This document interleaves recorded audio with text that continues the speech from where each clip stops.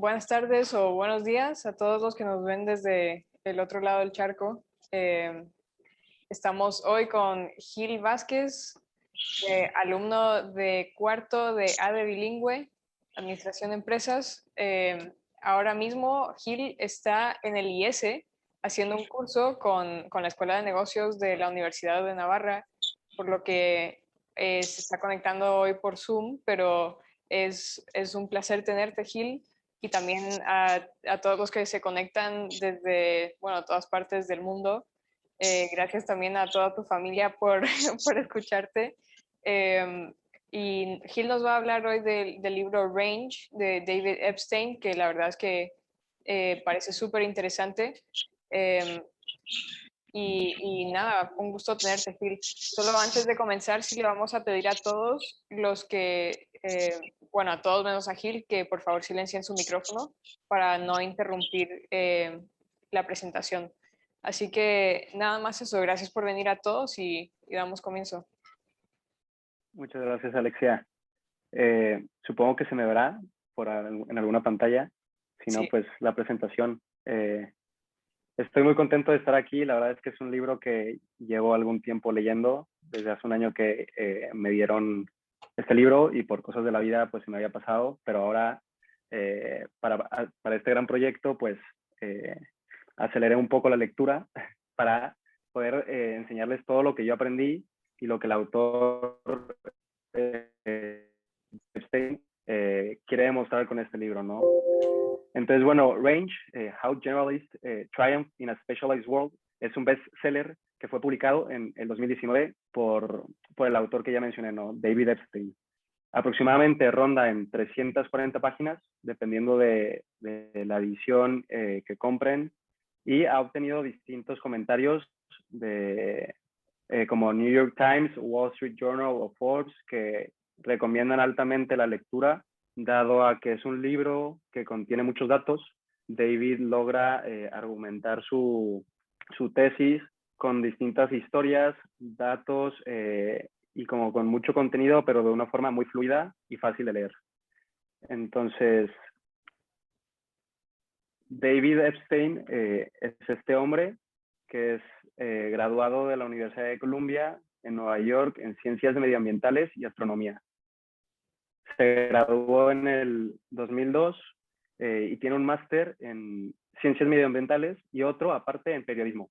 Bueno, David fue periodista, es periodista, perdón, y en su momento fue redactor senior de una revista que se llama Sports Illustrated, que es, bueno, sobre deporte, y él se hizo famoso o adquirió cierta importancia en el mundo de los medios cuando publicó un artículo de investigación sobre, bueno, que probó más bien que Alex Rodríguez, un jugador de béisbol, usaba esteroides cuando jugaba para los Yankees.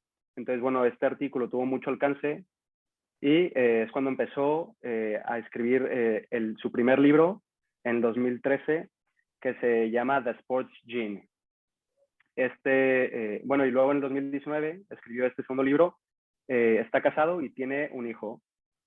Aquí puse su contacto, su correo, que me pareció interesante una nota que él deja en su página web, que es que disfruta mucho para todos aquellos que son estudiantes y para los que no, disfruta mucho recibir correos para resolver dudas. Entonces, si alguno quiere escribirle, pues aquí está su correo personal. Y en la página web suya personal también tiene distintos medios para contactar a su equipo en general. La estructura del libro, pues como les comenté, que es un libro con muchos datos y con muchas historias, tiene 12 capítulos y en cada capítulo describe un caso mínimo de una historia o un estudio que se realizó en el pasado y en donde el mismo David profundiza sobre esa historia o ese estudio en particular. Entonces, para la presentación yo voy a mencionar las historias o casos que David hace más énfasis para los conceptos que él trata de demostrar y cualquier duda, pues bueno, al final, pues cualquier pregunta, pues podemos hablarlo. Entonces, el primer concepto con el que David habla, perdón, es la hiperespecialización, que él dice que es la idea de que un enfoque singular combinado con la práctica deliberada es el camino óptimo hacia el éxito en un campo determinado. Entonces, este no es un concepto que él defiende, sino que lo menciona para un poco criticarlo. Entonces, dice que mientras la hiperespecialización sugiere un camino lineal entre un punto A y un punto B, todo lineal, la narrativa de este mismo libro es mucho más compleja y tortuosa.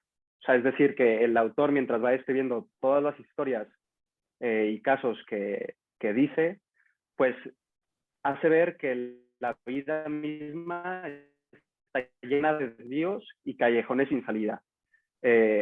Entonces, bueno, dice que tanto la especialización como la amplitud, bueno, el range significa amplitud en español, son necesarias para el progreso y la realización humana, ¿no? Pero como David ilustra que la amplitud ocupa una posición más única ahora en la era de la información como una forma de inyectar creatividad recién descubierta y resultados descomunales para quienes la adoptan. Entonces, bueno, dado este concepto, él llega a mencionar y criticar la regla de las 10.000 horas, que yo supongo que la mayoría de ustedes la conocen, porque, bueno, yo sinceramente a mí me han hablado mucho de esta en su momento, que me decían que, pues que para ser exitoso, para ser profesional o experto en algún área, se necesitaban mínimo 10.000 horas de trabajo y práctica para llegar a hacerlo, ¿no? Entonces, lo cual parece pues ser bastante tiempo dedicado, pero bueno, y autores, pues, por ejemplo, Malcolm Gladwell, en su libro de Outliers, también menciona cómo personas tienen éxito dado a que practican mucho tiempo en esa área. Perdón, es que me distraigo cuando me llega una notificación del chat. Entonces ya está, voy a seguir hablando. Entonces, Malcolm Gladwell habla de esta regla de las 10.000 horas y lo ejemplifica en su libro, y luego también David comienza mismo con la historia de este niño, que, bueno, ahora hombre, Tiger Woods, que es un golfista de los mejores golfistas del mundo. Entonces, bueno, Tiger Woods, su padre cuando nació, a los 7 meses le dio un palo de golf y para los 10 meses ya estaba imitando lo que hacía su papá. Entonces, a los años ya estaba en televisión nacional, lo cual hoy en día, pues claramente se cumplen esas 10.000 horas y es un claro ejemplo de que con 10.000 horas tú puedes ser experto en esa área, ¿no? Pero David lo critica empezando con este ejemplo de, bueno, este es un niño, era un niño, ahora es un hombre que es suizo, que le gustan los deportes y en sí empezó él jugando tenis, luego empezó con esquí, pero él no se cansaba no quería solo estar en un deporte, sino quería aprender mucho como niño y como, bueno tener no sé, una infancia con el que eres muy inquieto, pues comenzó a practicar más deportes, el básquetbol, ping pong, natación, y luego de eso, pues pasó al fútbol americano, fútbol, voleibol, etcétera, ¿no? Entonces, tiene una inmensidad de experiencia en distintos deportes que ahora lo llevó a ser, bueno, este hombre es Roger Federer, que lo que dice David es que pues el caso de Tiger Woods es un caso muy dramático, muy único y que no se puede generalizar el caso de Tiger al de todos. Entonces, para eso usa a Roger para decir que, bueno, la regla de las 10.000 horas practicando en algo en específico no se aplica a todo. Entonces, bueno, así empieza su libro. Y luego menciona, pues, también el caso de esta familia, que Laszlo Polgár, que es el señor que aparece en la foto, y sus 3 hijas, es de Hungría, este hombre, y cuando se fue a Estados Unidos, él quería probar que en el mundo, o sea, que cualquier persona podía conquistar lo que sea en el mundo a través de la misma manera que lo hizo Tiger Woods, que es, bueno, las 10.000 horas. Y ahora, o sea, entonces les hizo homeschool, les enseñó a mano poder las distintas metodologías para jugar ajedrez, empezaron a jugar con robots, con campeones nacionales de distintas partes del mundo. Y al final, pues estas son las tres hermanas Polgar, que son las tres campeonas de ajedrez internacionalmente reconocidas. Entonces, bueno, estos son los dos ejemplos que David utiliza para ejemplificar las 10.000 horas y para empezar a argumentar por qué la regla de las 10.000 horas no aplica, o bueno, no aplica a todo. Y de hecho, él incentiva a no hacerlo.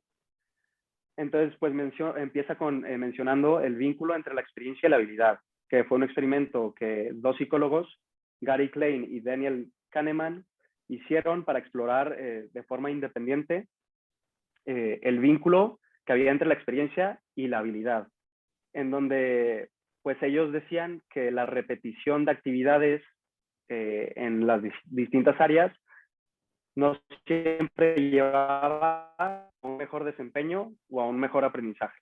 Entonces, bueno, notaron que el fenómeno que pasó con Tiger Woods y con las hermanas Polgar es un fenómeno que se puede ver en ciertos dominios en específico, que no se repiten en las diferentes áreas de profesionales, por ejemplo. Luego que el ajedrez y el golf son muy concisos en lo que hacen y que son excepciones, que no son la regla, que no se pueden aplicar al mundo profesional. Y como tercer punto dicen estos hombres que si la experiencia condujo inevitablemente o no a la habilidad, depende completamente del dominio en cuestión, ya sea el ajedrez o el golf, o si lo aplicas a otra área, pues a esa área, ¿no? Entonces, pues dicho esto,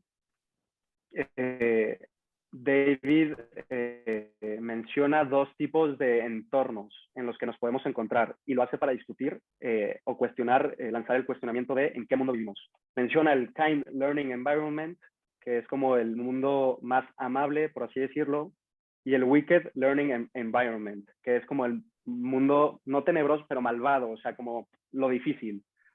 Entonces, David se basa mucho en estudios, siempre voy a estar diciendo, pues, según el psicólogo tal o según el experto tal, porque es lo que hace David. No basa sus argumentos en algo propio, sino que hace una investigación profunda y lo reúne en todo. Entonces, bueno, según el psicólogo Robin Hogarth, el Kind Learning Environment, el mundo amable, pues tiene sus pasos y objetivos claros, sus reglas también no cambian a lo largo del tiempo, sueles obtener feedback que es rápido, certero, y el trabajo de hoy se parece al del año pasado. O sea, que es todo muy constante y lo que decía al principio, ¿no? Que vas de un punto A un punto B linealmente. Y el Weekend Learning Environment, pues es todo lo contrario. Los objetivos y los pasos no están nada claros, las reglas varían y cambian a lo largo del tiempo.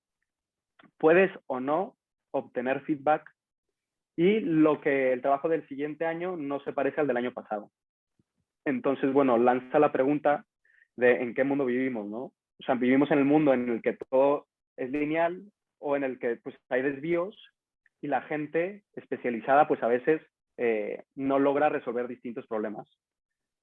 Entonces, para ello, yo de tanto, bueno, de hacer la presentación y todo, ya no logro diferenciar, pero pone este esquema para preguntar qué círculo central ven más grande. El de los círculos, o sea, el de la derecha para mí, que supongo que es para ustedes también, el de la derecha que tiene círculos pequeños alrededor, o el de la izquierda que tiene círculos grandes alrededor. Entonces, pues él habla sobre la percepción, ¿no? Entonces, ya, bueno, en segundos, pues logras discernir si cuál es más grande o cuál no. Y dice que el círculo central de la derecha se ve más grande porque el cerebro está acostumbrado a la relación de las partes como en conjunto. En cambio, en un estudio que ahora voy a mencionar, dice que en un entorno en el que la gente no está expuesta al trabajo moderno, con sus requerimientos de adaptarse, verá que ambos círculos son del mismo tamaño. Entonces, bueno, son del mismo tamaño y, bueno, con esto, sin más, logra como explicar que vivimos en el mundo wicked, en el mundo malvado. Yo no me gusta wicked, no logré traducirlo, yo digo malvado porque es la traducción como tal, pero yo creo que no se refiere a eso, sino a un mundo en el que pues nos tenemos adaptar constantemente a los cambios. Y para eso, pues, después menciona el efecto Flynn, que pues este efecto lo que hace es, bueno, demuestra el incremento en resultados del test IQ, que es el test de coeficiente intelectual, que dice que ha incrementado hasta 3 puntos en las últimas generaciones, sobre todo en conceptos pues, muy abstractos, en la solución de problemas y en la forma de razonar. Entonces, bueno, la gráfica esta David no la pone en su libro, yo la encontré, y bueno, claramente se ve como el puntaje de coeficiente intelectual por los distintos continentes y luego la media global ha aumentado pues a lo largo de los años.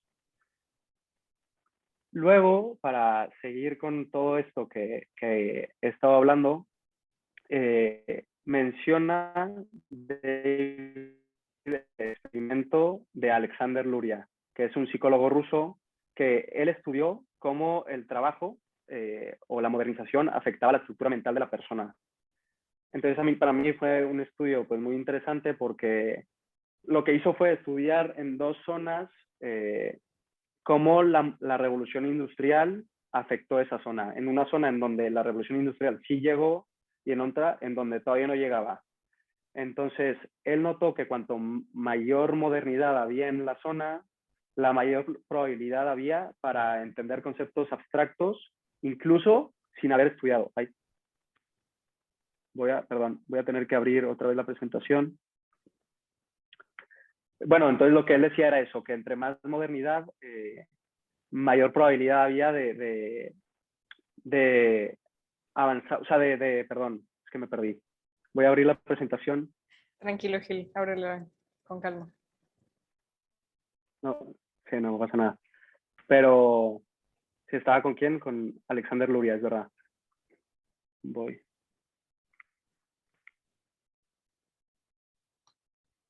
Por cierto, habrá una ronda de preguntas al final de la presentación que durará como máximo unos 40 minutos. Entonces, para quien quiera, yo luego voy a ir pasando el micrófono a los que están aquí en el aula y después los que estén por Zoom pueden mandarlo por el chat o levantar la mano. Y luego veremos. Sí, aquí está. A ver, ahora me voy a meter el Zoom. Compartir pantalla.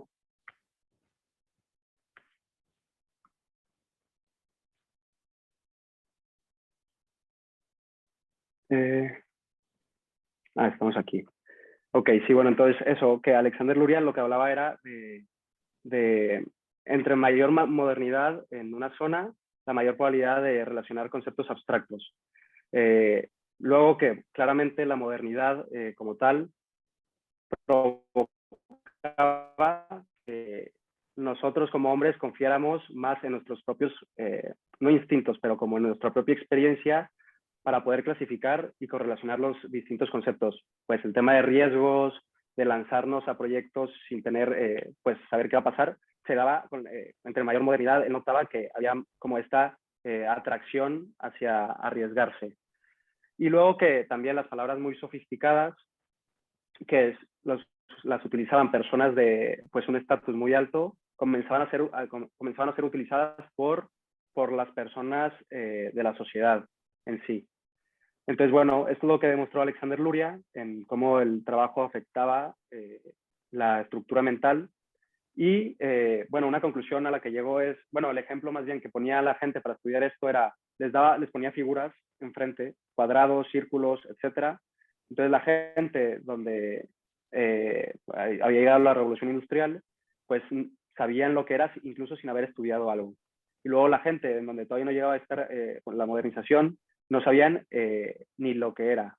O sea, no lograban entender cómo 4 líneas se juntaban para formar algo.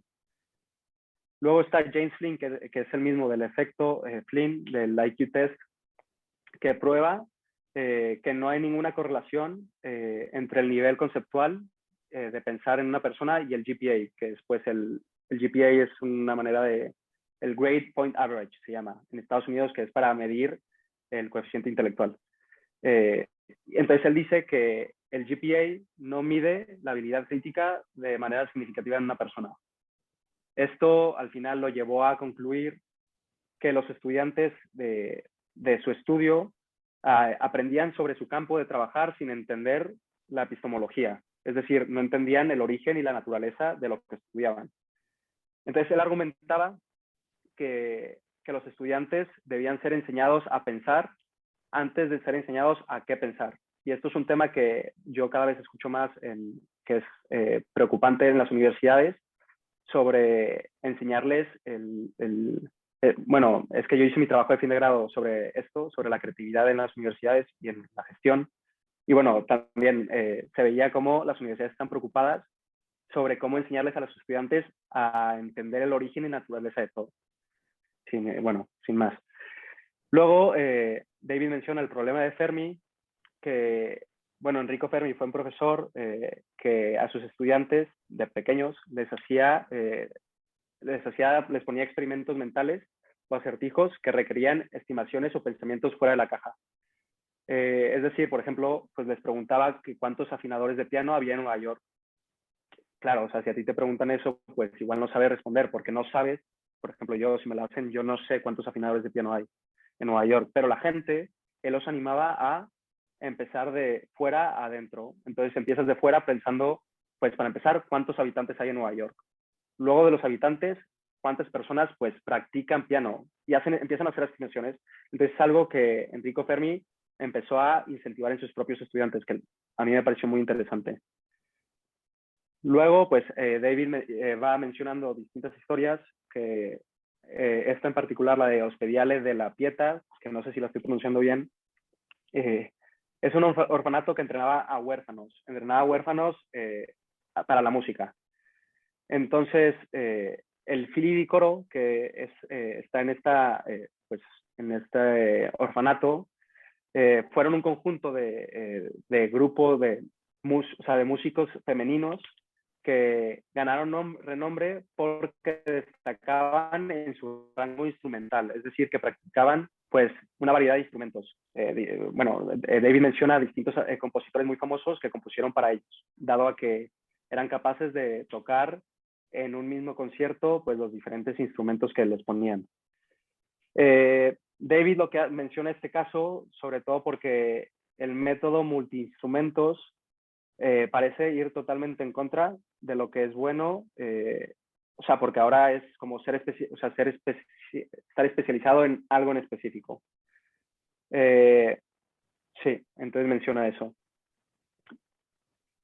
Luego va al tema de a los tipos de preguntas pedagógicas para decir cuáles son las que pues ayudan a entender o a tener mayor amplitud. Entonces están las procedural questions, esto no lo supe traducir, entonces las puse tal cual, perdón, que son preguntas que requieren practicar algo recientemente aprendido, que pues es lo que usualmente pasa cuando te encargan algún deber pues de matemáticas o tal, pues te enseñan el proceso y luego te mandan a hacer problemas que son repetitivos para que entiendas cuál es el concepto. Y luego el making connection questions, que son, requería conectar el concepto de algo más amplio en lugar de hacer un simple proceso.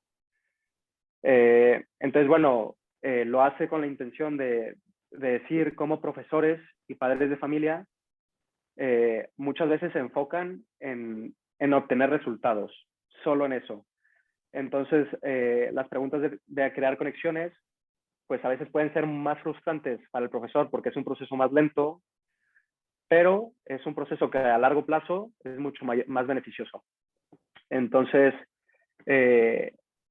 algunas ideas principales sobre en este capítulo, que es el segundo, que es las dificultades deseables, que son aquellas actividades que hacen que el proceso de aprendizaje sea más lento y frustrante a corto plazo, pero es mejor a largo plazo, que era lo que estaba diciendo.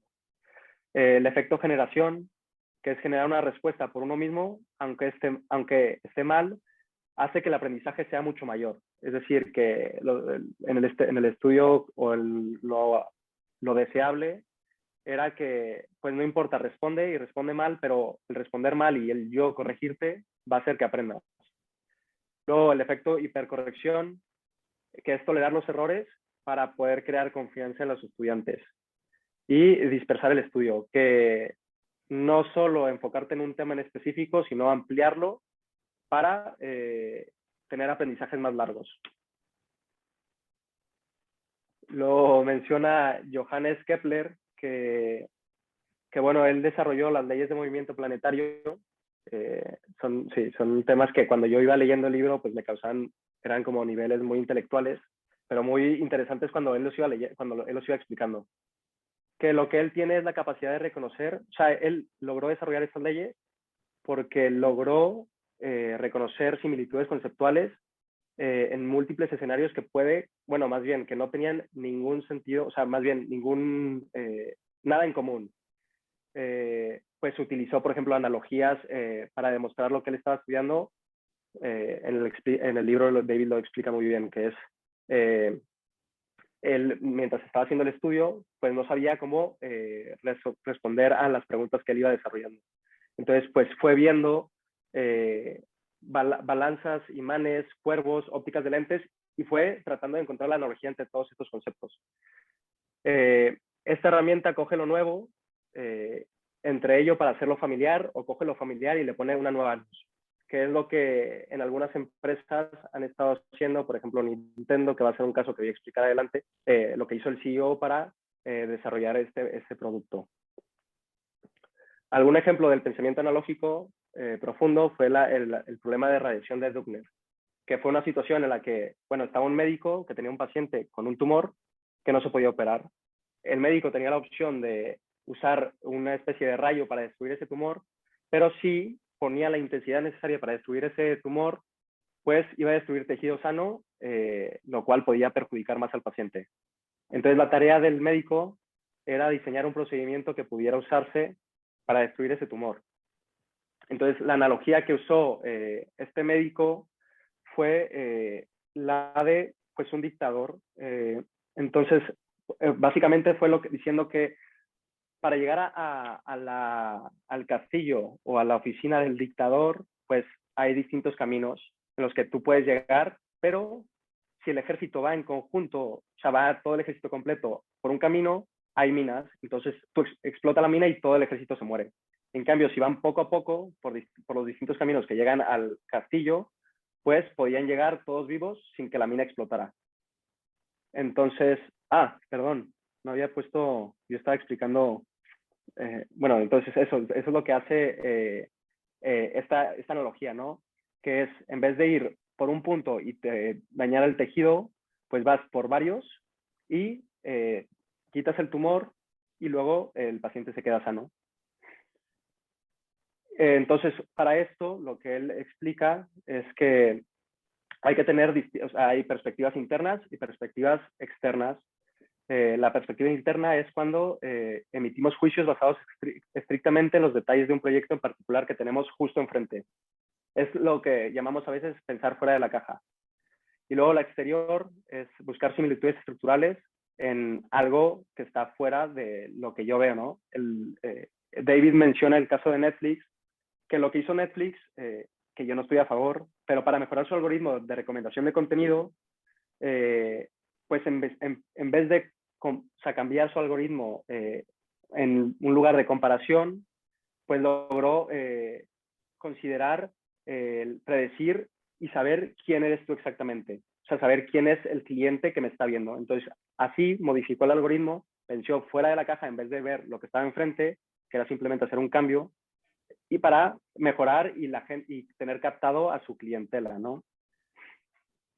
Entonces, bueno, ya luego pasa diciendo, mencionando 3 ejemplos en el que explica el caso de Vincent Van Gogh, que pues este artista, pintor, intentó diferentes líneas de trabajo y carreras y no tuvo éxito. Y a la edad de 33, preocupado por qué iba a hacer, pues se matriculó en la escuela de arte. No sé qué está pasando con el documento, pero bueno, voy a seguir explicando y voy a tratar de abrirlo otra vez.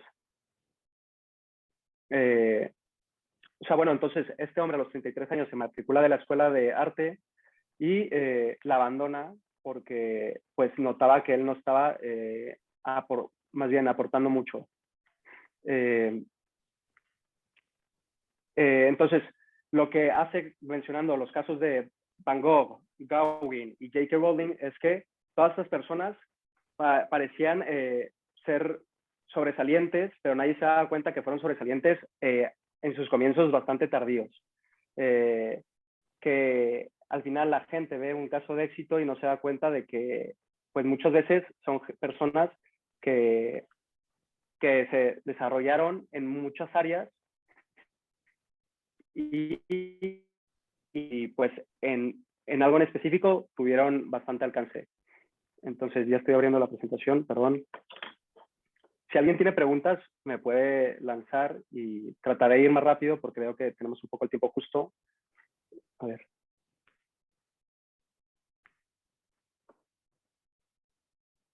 Entonces eso, habla de la amplitud, que pues dice que cuando los estudiantes se enfocan temprano en algo, por ejemplo, pues en especializarse en un grado, que no tiene nada de malo, pero desarrollan habilidades para una línea de trabajo en específico.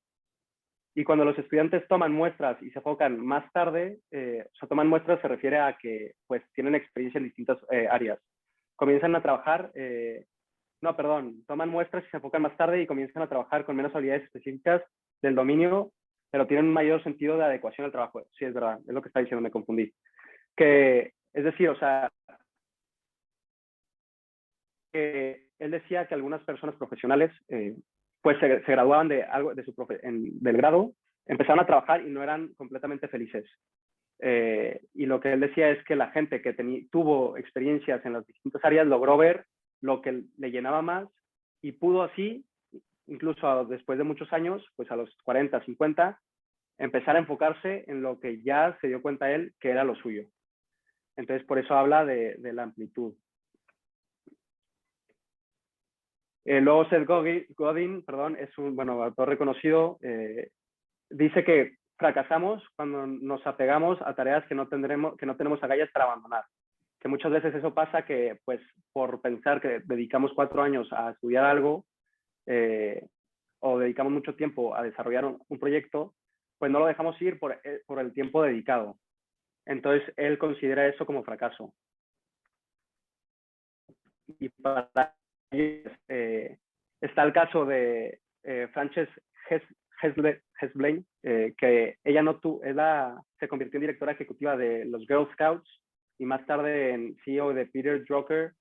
Y bueno, su historia es notable porque ella no tuvo preparación profesional y la gente se sorprendía por cómo logró tener un rango de alto nivel. Entonces, el caso de ella es que su amplia experiencia para la apertura a nuevas ideas la convirtieron en lo que es una de las directoras ejecutivas más respetadas de su tiempo. Luego, bueno, está el Dark Horse Project, que es un estudio que David menciona para decir que en la vida las personas que tienen mayor éxito pues no tienen una vida con situaciones lineales, sino que es un camino directo, o sea, no es un camino directo y es tortuoso. Y bueno, habla sobre la planificación a corto plazo, que es como saber qué es lo que te motiva ahora, qué es lo que te gusta descubrir ahora, qué es lo que te gustaría aprender ahora y cuáles son las oportunidades para desarrollar eso. Voy a pasar este slide para ir un poco, para discutir más sobre el libro.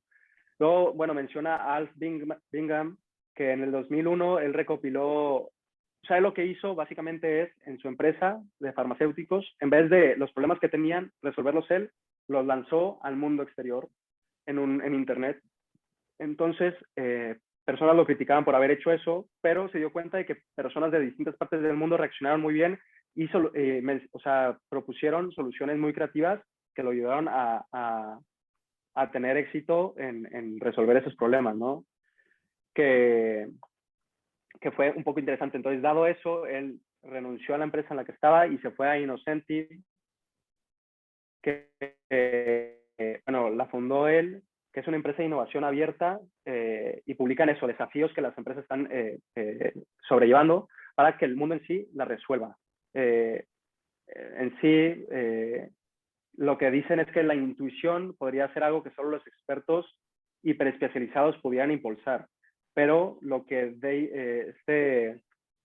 lo que Alf dice es que no, que el aumento en tener mayor habilidad te puede ayudar a resolver más problemas.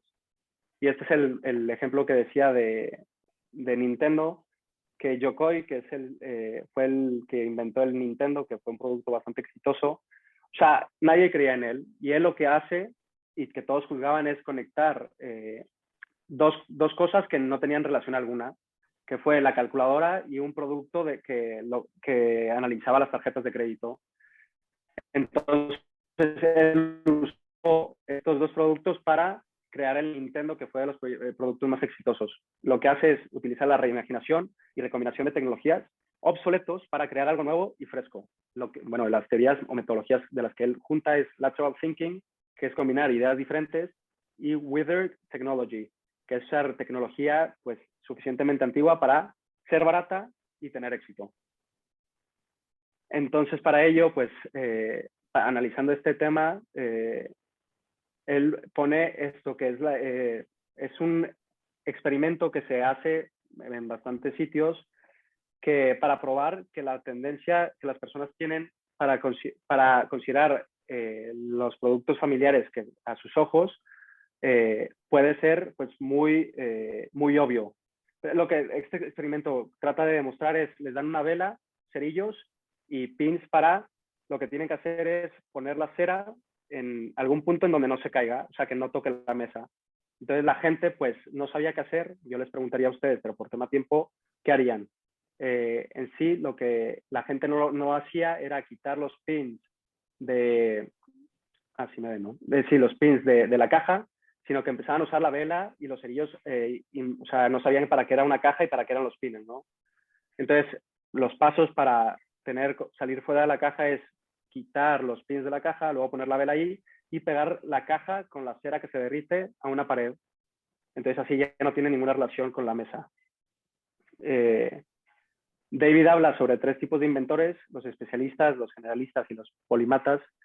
Que los especialistas son adeptos a trabajar en problemas técnicos difíciles durante mucho tiempo. Los generalistas agregan valor integrando dominios, tomando tecnología de un área y aplicándola a otra. Y se suelen aburrir en ese área por mucho tiempo. Los polímatas tienen un rango amplio con al menos un área de profundidad y luego van desarrollando distintas habilidades. Y bueno, entonces David al final lo que dice es que, o concluye, es que no sientas que vas muy atrás, ¿no? Y compárate contigo mismo, con tu yo del pasado, no con personas que son menores a ti, que no son como tú, al final. Entonces espero igual fui muy rápido y la estructura no sé si se siguió mucho, espero poder, en sí ya terminé la presentación, pero puedo resolver sus preguntas en dado caso que haya podemos discutir algún tema. Muchas gracias.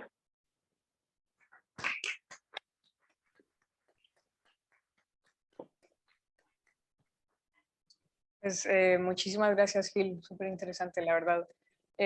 Bueno, entonces ahora quien tenga preguntas aquí en el aula, les paso el micro. Si tienen preguntas, los que están por Zoom también pueden mandarlo por el chat, como dije antes, o simplemente hablar o levantar la mano.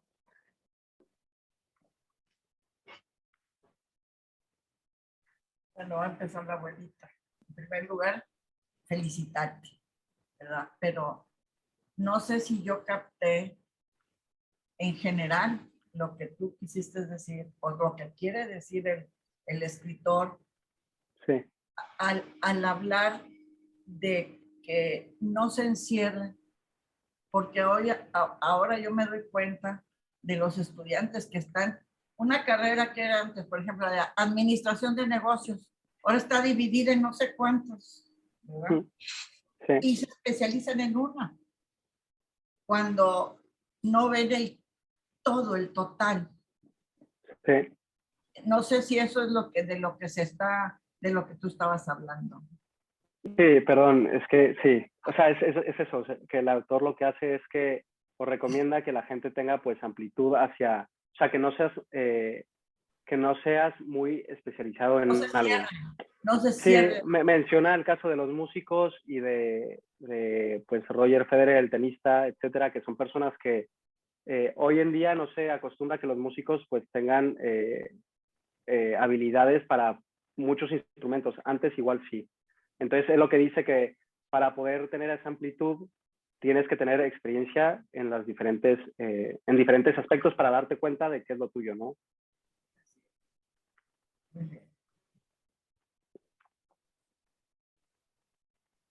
Muy bien, tenemos aquí unas preguntas en el aula.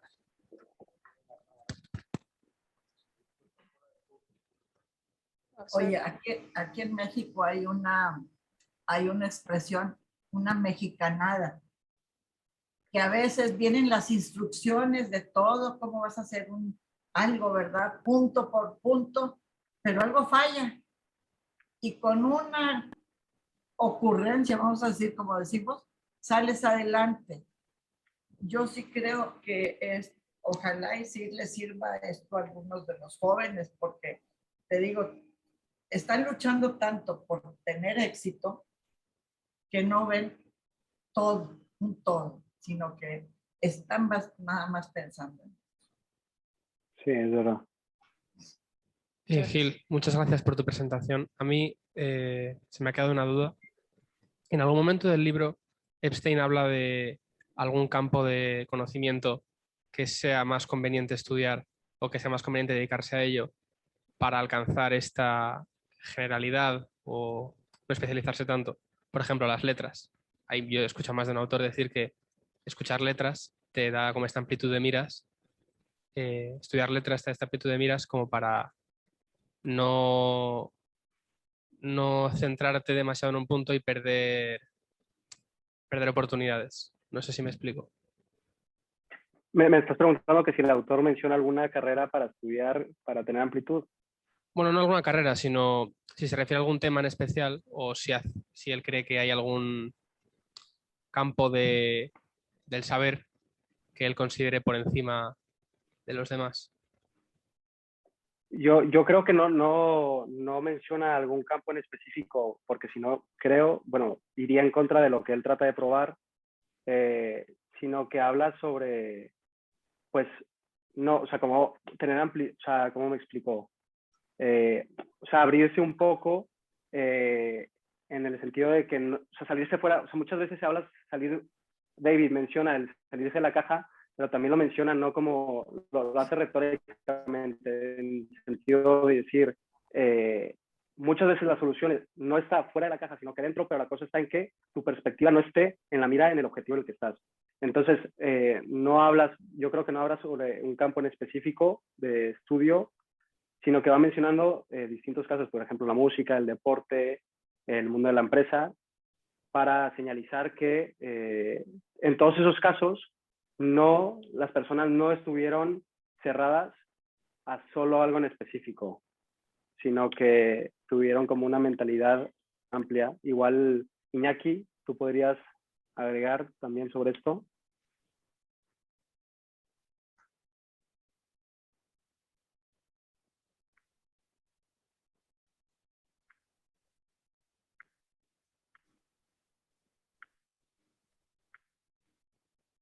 Que tenemos a Alexia que sabe de todo, porque yo no. ¿Tú me oyes, Gil? ¿Me oyes? Tenemos muy bien, sí.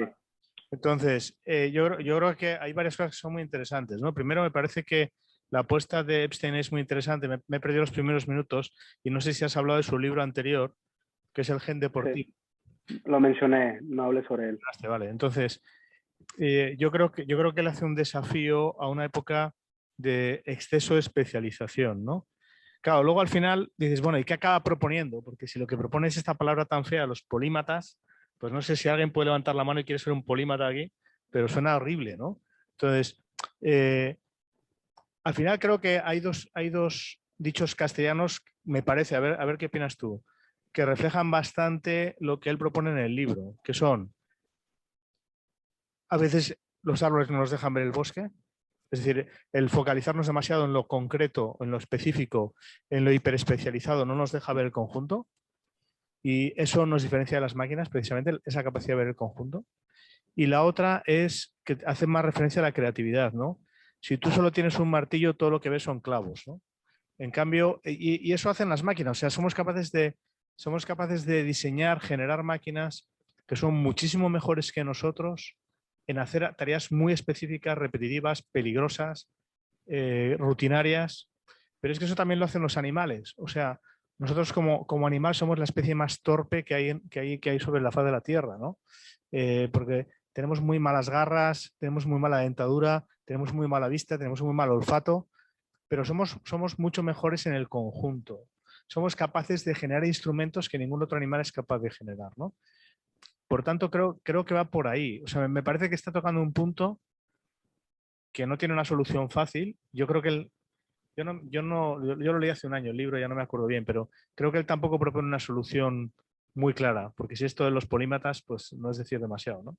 Pero fíjate, la semana pasada estuve con una multinacional que se ocupa de preparar a gente para el trabajo, sobre todo, bueno, a gente de todo tipo, pero mucho a gente joven. Y me dijeron, me pusieron sobre la mesa lo que ellos veían que era un gran problema, pero es que es un problema que llevo 30 años escuchando. Y es que hay un enorme gap entre lo que las empresas necesitan y lo que hacéis en la universidad. Digo, vale, genial, fenomenal. Llevamos 30 años escuchando esto. Pero es que cuando yo esto lo comento con mis colegas de universidad, muchos te dicen, mira, es que esto no es una escuela profesional. Es que nosotros tenemos que formar ciudadanos, tenemos que intentar formar gente con pensamiento crítico, que es lo que Epstein propone además, gente con capacidad de resolver problemas que hoy no sabemos ni que existirán dentro de 10 años.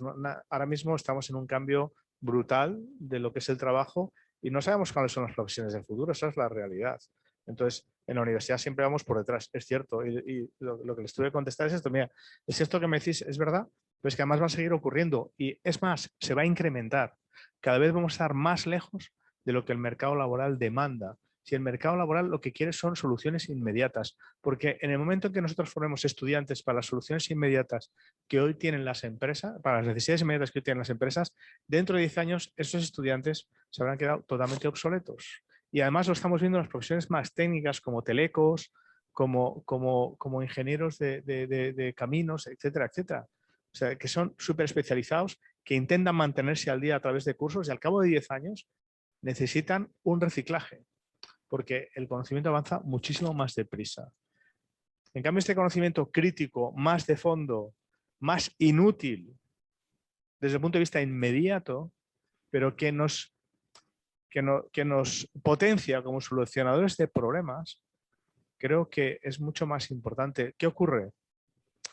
Es que como vivimos en un mundo de tanta prisa y de tantas soluciones a corto plazo, es contraintuitivo. Entonces tú te encuentras que las facultades, en la facultad en la que me encuentro, está lleno de estudiantes que quieren estudiar administración de empresas. Y las facultades, a mi juicio importantes, que son las del pensamiento, están vacías. Entonces, eso es una cuestión que no es una culpa de la universidad, es una cuestión social. Que hemos identificado el éxito con el encontrar un empleo enseguida, no con solucionar problemas que hoy no sabemos ni que existen o no sabemos cuáles son. Pues creo que ahí tenemos una dificultad muy grande. Lo vemos todos los días, basta abrir la prensa. O sea, ¿por qué estas confrontaciones entre los transportistas, la guerra de no sé dónde, el tal, el cual? Pues porque nos metemos en callejones sin salida continuamente. Y en ¿cómo decirlo? En problemas que tienen o A o B, ¿no? Pero es que justamente la creatividad humana es encontrar un C. O sea, y creo que en ese sentido, algunas de las cosas que él no las menciona directamente, pero me da la impresión de que van las pistas por ahí, es todo lo que tiene que ver con la hibridación, con la polinización, con ese tipo de cosas. ¿Qué ocurre? Que las personas que tienen una formación más híbrida, más complementaria, son un poco incómodas, porque son intrusos en todos los campos y no son especialistas en ninguno. Pero son los que unen los puntos. Son los que hacen llevar ideas de un campo de la física a la medicina o a la filosofía. Y me parece que esos son los que están creando la nueva sociedad, sinceramente, ¿no? Entonces, si tú solo te coges... Si Google al principio, sabéis que...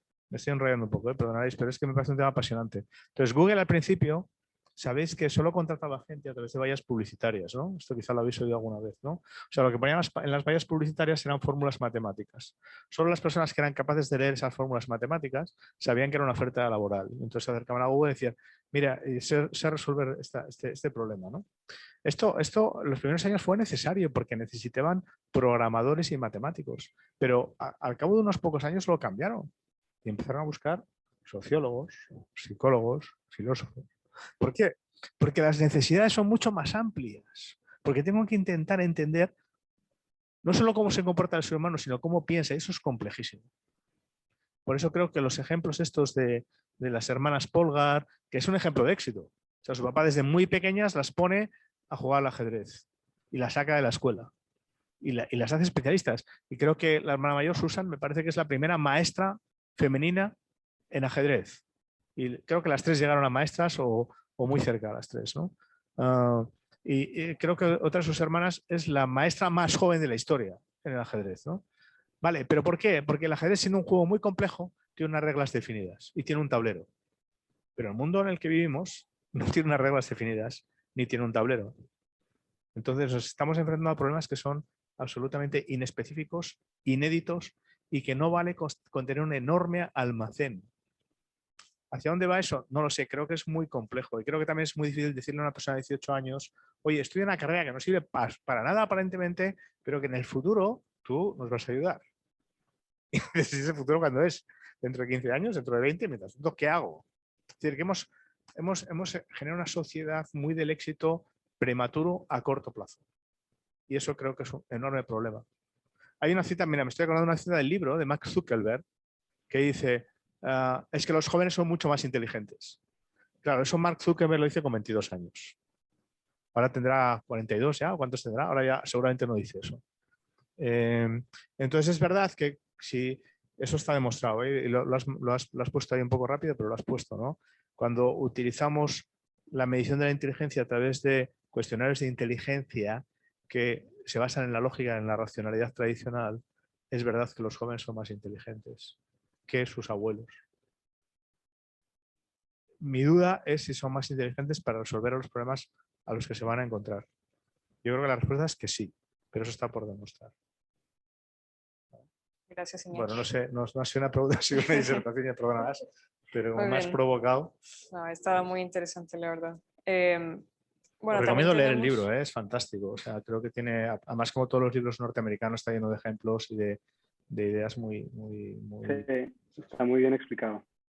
Tenemos una pregunta por Zoom de Isabel y dice, ¿el autor habla de que la dispersión del conocimiento no es una desventaja?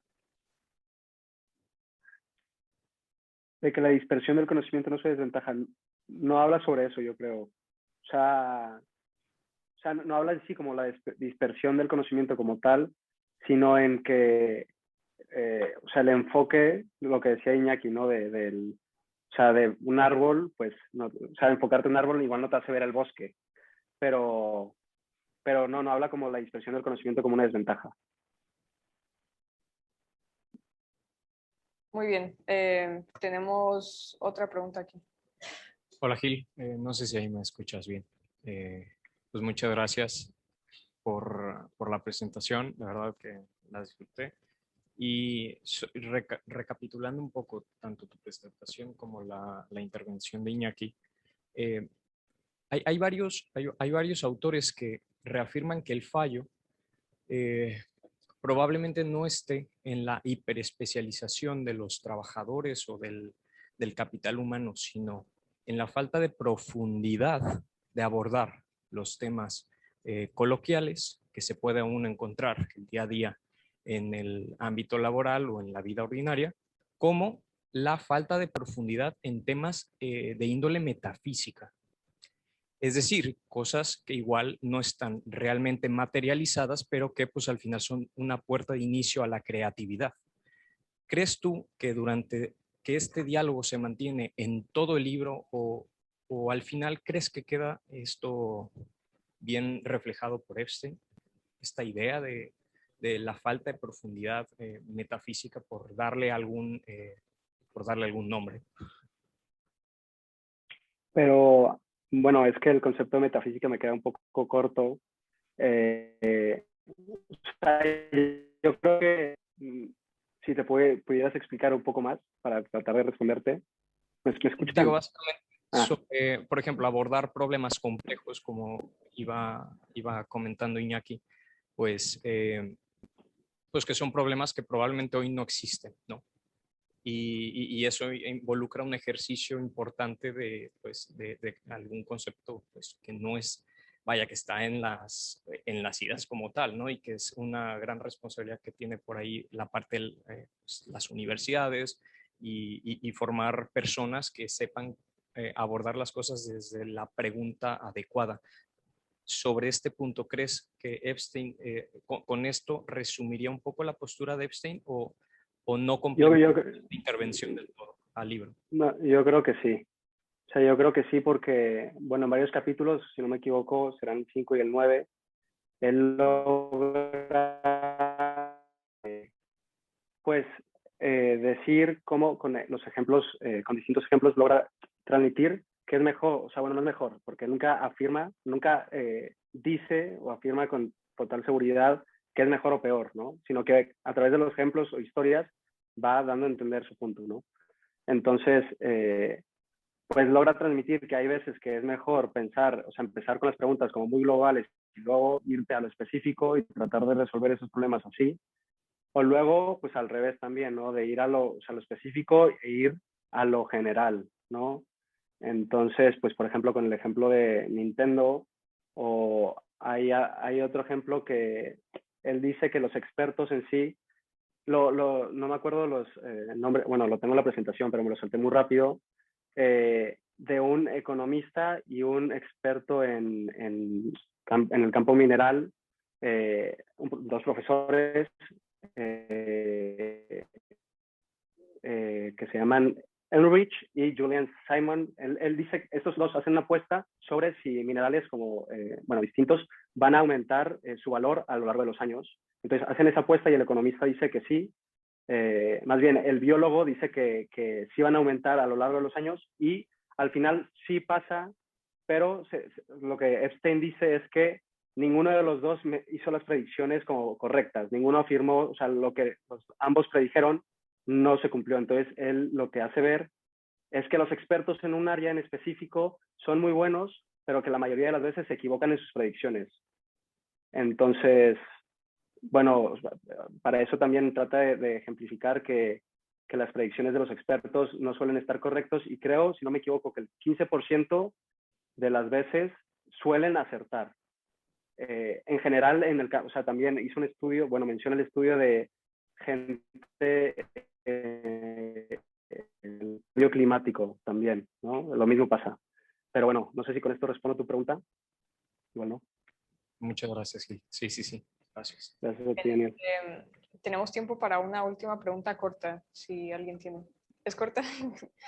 Más o menos, ok. Bueno. Ahora va.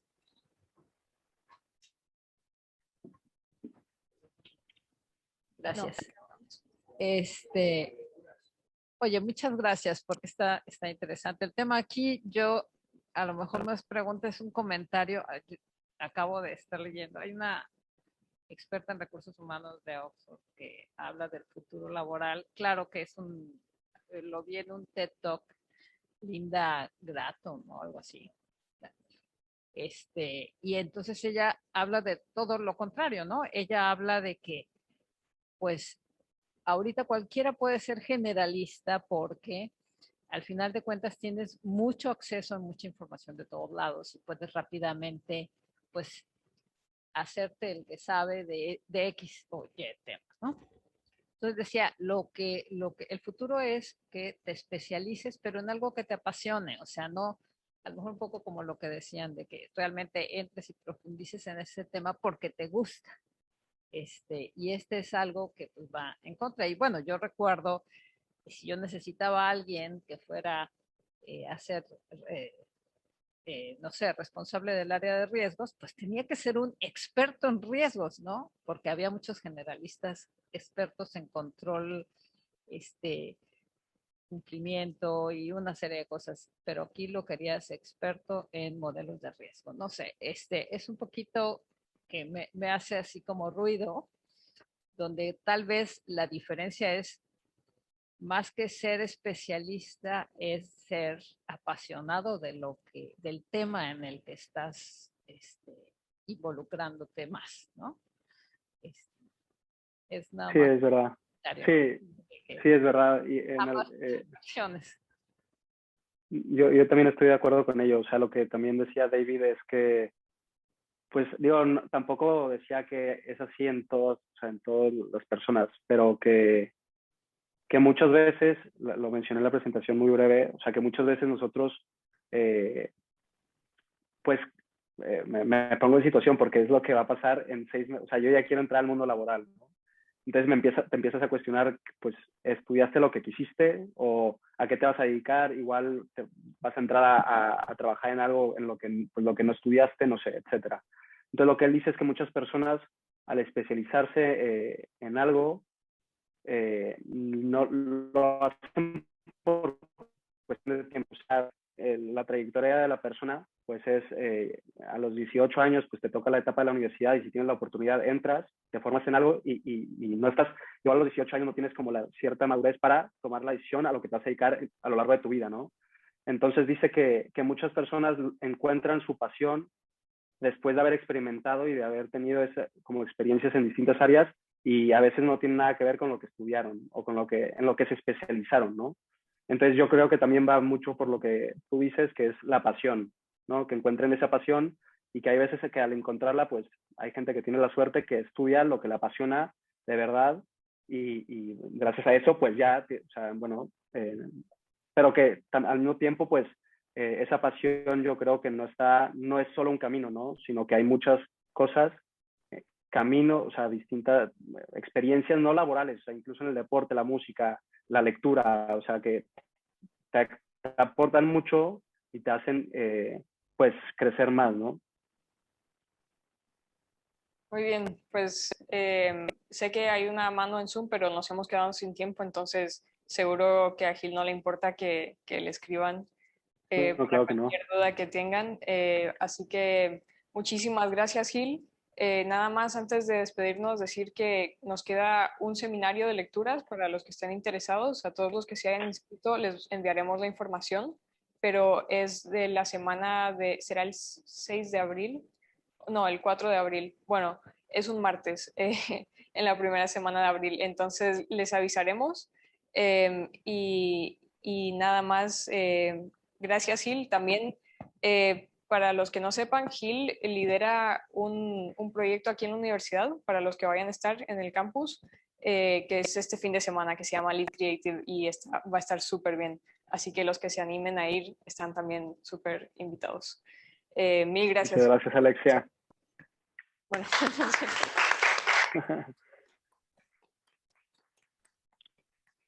Muchas gracias a todos. Gracias a todos.